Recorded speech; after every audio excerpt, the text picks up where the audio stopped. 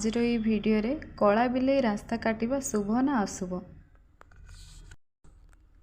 नमस्कार दर्शक बंधु, आज आम एमिति एक विषय रे कथा हेबा जहाको नहीं आम समाज रे अनेक विश्वास एवं अविश्वास रही।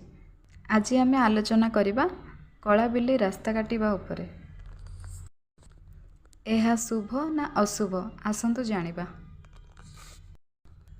आपण निश्चय अनुभव करिथिबे जे केबे केबे आमे कोनोसी जरूरी काम रे जाउथिबा बेले हठात गोटिए कला बिलेई रास्ता काटी दिए। एमिति हेले आम भितरु अनेक लोक टिके अटकी जाती, कारण आम समाज रे एक धारणा रही जे कला बिलेई रास्ता काटिबा एक अशुभ संकेत। किंतु कौन यह सत? एही विश्वासर मूल अनेक पुराणा।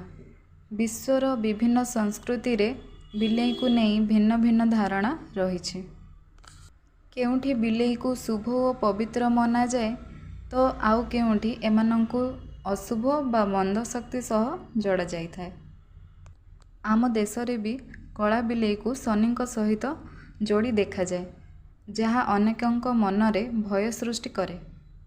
वैज्ञानिक दृष्टिकोणरू देखिले एहार कौनसी प्रमाण नाही जे बिलेई रास्ता काटिले आमर किछि खराब हुए, बरं यह एक प्राकृतिक घटना। बिलेई माने रास्ता पार हुअंती ठीक जेमती अन्य पशु माने करंती। वास्तव रे पूर्वरु जेतेबेले गाड़ी मोटर कम थिला, रास्ता रे हठात कौनसी पशु आसिले दुर्घटना को आड़ेबा पाई लोक माने अटकी जाउथिले। सेही अभ्यासटी धीरे धीरे एक अंधविश्वास रे परिणत होई गला। एबे प्रश्न उठुछि जे जदि कला बिलेई रास्ता काटे तेबे कौन करिबा? किछि नुहे, आपण साधारण भावरे आपण काम रे आगो को बढ़ंतु। जदि आपणक मनरे कौनसी प्रकार अशांति रहुछि तेबे आपण माने निज मन को स्थिर करी आगो को बढ़ी पारिबे।